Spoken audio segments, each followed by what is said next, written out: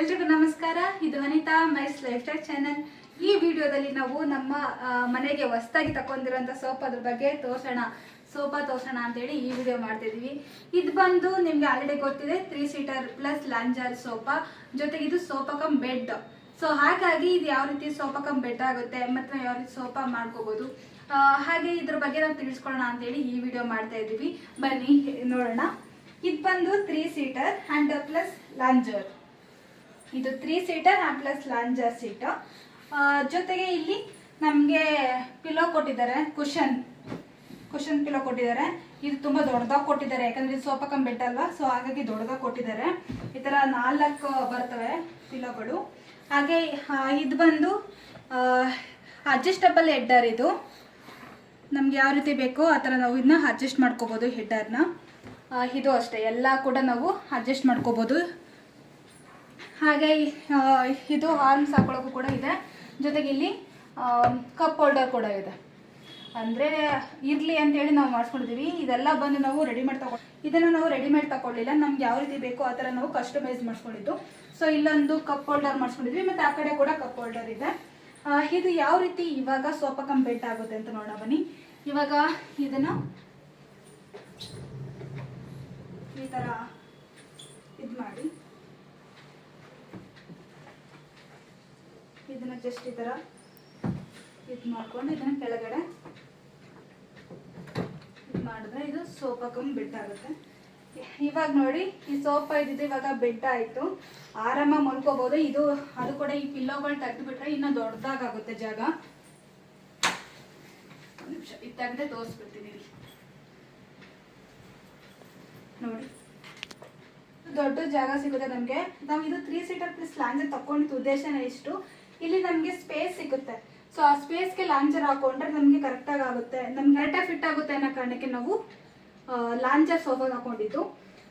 ಇದು ಕೂಡ ನಮಗೆ ಇದು ಸ್ಟೋರೇಜ್ ಬರುತ್ತೆ. ಇಲ್ಲಿ ನಾವು ಆರಾಮಾಗಿ ಒಂದಿಬ್ಬರು ಮಲ್ಕೋಬಹುದು, ಮಲ್ಕೊಂಡ್ರೆ ನಾವು ಒಂದು 4 ಜನ ಮಲ್ಕೋಬಹುದು. ಬಟ್ ಈ ಥರ ಮಲ್ಕೊಂಡ್ರೆ ಉದ್ದದಕ್ಕೆ ಒಂದಿಬ್ಬರು ಮಲ್ಕೋಬಹುದು ಆರಾಮಾಗಿ. ಇವಾಗ ಇದನ್ನ ಮತ್ತೆ ನಾವು ಸೋಫಾ ಮಾಡಿಬಿಡೋಣ.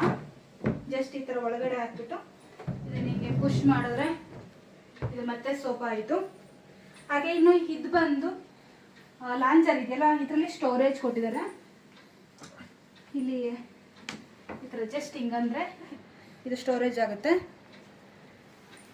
ಇಲ್ಲಿ ಆರಾಮಾಗಿ ಇಷ್ಟು ಚಾಪೆ ದಿಂಬಿರ್ಬೋದು ಅಥವಾ ಕೆಲವೊಂದು ಬೆಡ್ಶೀಟು ಈ ಥರ ಎಲ್ಲ ಐಟಮ್ಗಳು ಇಟ್ಕೋಬೋದು, ಆರಾಮಾಗಿ ಇಟ್ಕೋಬೋದು. ಬೆಡ್ಶೀಟು, ಪಿಲೋಗಳು ಈ ಥರ ಎಲ್ಲ ಇಲ್ಲಿ ಇಟ್ಕೋಬೋದು ನಾವು. ತುಂಬ ದೊಡ್ಡದಾಗೇ ಇದೆ ಸ್ಟೋರೇಜು. ಇದನ್ನು ಮತ್ತೆ ನಾವು ಲಾಂಚರ್ ಮತ್ತೆ ಸೋಫಾ ಥರ ಜಸ್ಟ್ ಇದು ಹಿಂಗೆ ಜಸ್ಟ್ ಪುಷ್ ಮಾಡಿದ್ರೆ ಸಾಕು, ಮತ್ತೆ ಇದು ಆರಾಮಾಗಿ ಆಗುತ್ತೆ. ಈ ಥರ ಇದಕ್ಕೆ ನಾವು ಪಿಲ್ಲೋ ಹಾಕ್ಕೊಂಡು ನಾವು ಮತ್ತೆ ಸೋಫಾ ಥರ ಯೂಸ್ ಮಾಡ್ಕೋಬೋದು. ಮತ್ತೆ ನಾನು ಎಲ್ಲನೂ ಹಾಕ್ತಾ ಇದ್ದೀನಿ. ಇದ್ರ ಅಮೌಂಟ್ ಕೂಡ ನಾನು ಹೇಳ್ತೀನಿ ಎಷ್ಟು ಅಂತ. ಇದು ಬಂದು ಕ್ರೀಮ್ ಕಲರು. ಇದು ಲಾಂಚರ್ ಮಾತ್ರ ಪಿಲ್ಲೋ ಸ್ವಲ್ಪ ದೊಡ್ಡದು ಕೊಟ್ಟಿದ್ದಾರೆ.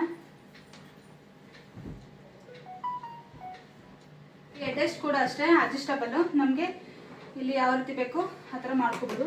ಈ ಥರ ಒಂದ್ಸಲ ಬೆಂಡ್ ಮಾಡಿದ್ರೆ ಹಿಂದೆ ಬೆಂಡ್ ಮಾಡಿದ್ರೆ ಅದು ಲಾಕ್ ಆಗುತ್ತೆ. ಸೊ ಸ್ವಲ್ಪ ನಮ್ಗೆ ಎಷ್ಟು ಬೇಕೋ ಅಷ್ಟು ಅಡ್ಜಸ್ಟ್ ಮಾಡ್ಕೊಂಡ್ರೆ ಮತ್ತೆ ಇದು ಹಿಂದೆ ಹೋಗಲ್ಲ, ಎಷ್ಟು ಬೇಕೋ ಅಷ್ಟು ಅಡ್ಜಸ್ಟ್ ಮಾಡ್ಕೋಬೇಕು. ಮತ್ತು ಇದನ್ನು ನಾವು ಮತ್ತೆ ಫುಲ್ ಹಿಂಗೆ ಬೆಂಡ್ ಮಾಡಿ ಆಮೇಲೆ ನಾವು ಹಿಂದಕ್ಕೆ ತಗೋಬೋದು. ಮತ್ತು ಇದು ಲಾಕ್ ಮಾಡಿದ್ರೆ ಮತ್ತೆ ನಮ್ಗೆ ಎಷ್ಟು ಬೇಕೋ ಅಷ್ಟಕ್ಕೆ ನಾವು ಅಡ್ಜಸ್ಟ್ ಮಾಡ್ಕೋಬೋದು. ಇದು ಬಂದು ಕ್ರೀಮ್ ಕಲರ್ ಅಲ್ವಾ, ಬೇಗ ಕೊಳೆ ಆಗ್ಬಿಡುತ್ತೆ ಅಂತೇಳಿ ಇವಾಗ ನಾವು ಜಸ್ಟ್ ಒಂದು ಸೋಫಾ ಕವರ್ ಹಾಕೊಳ್ಳೋಣ ಅಂತೇಳಿ ಆ ಸೋಫಾ ಕವರ್ ತಗೊಬಂದಿದ್ದೀವಿ. ಜಸ್ಟ್ ಇಲ್ಲಿ ಹಾಕೊಳ್ಳೋಣ ಅಂತ, ಅಂದರೆ ಕೊಳೆ ಆಗಬಾರ್ದು ಅನ್ನೋ ಕಾರಣಕ್ಕಷ್ಟೇ. ಇದಾದರೆ ನಾವು ವಾಶ್ ಮಾಡ್ಕೋಬೋದು. ಇದು ಕೊಳೆ ಆದರೆ ಇದು ಕೂಡ ಇದಕ್ಕೆ ಮ್ಯಾಚ್ ಆಗಲಿ ಅನ್ನೋ ಕಾರಣಕ್ಕೆ ಈ ಕಲರ್ ತೊಗೊಂಡಿದ್ದೀವಿ. ಬಟ್ ಇದಾದರೆ ನಾವು ವಾಶ್ ಮಾಡ್ಕೋಬೋದಲ್ವ, ಸೊ ಹಾಗಾಗಿ ಪರವಾಗಿಲ್ಲ ಅದೇ ಕಲರ್ ಇರಲಿ ಅಂತೇಳಿ ತಗೊಂಡಿದ್ದೀವಿ.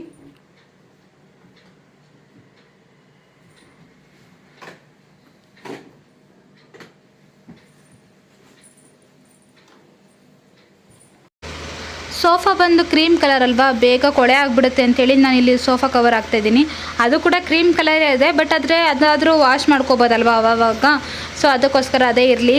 ಅಂದರೆ ಅದು ಸೋಫಾಗೆ ನಮಗೆ ಚೆನ್ನಾಗಿ ಕಾಣಬೇಕು ಕವರ್ ಹಾಕಿದ್ರು, ಅದಕ್ಕೋಸ್ಕರ ಚೆನ್ನಾಗಿತ್ತು ಅಂತೇಳಿ ಅದೇ ಕವರ್ ಹಾಕ್ತಾಯಿದ್ದೀವಿ. ಇಲ್ಲಿ ಸೋಫಾ ಕವರ್ ಬಂದು ನಾನು ಇಲ್ಲಿ ಸೀಟರ್ಗೆ ಮತ್ತು ಲಾಂಚರ್ಗೆ ಮತ್ತು ಹೆಡ್ ರೆಸ್ಟ್ ಪಿಲ್ಲೋ ಬರುತ್ತಲ್ಲ ಅದಕ್ಕೆ ಮಾತ್ರ ಹಾಕ್ತಿದ್ದೀನಿ ಅಷ್ಟೇ.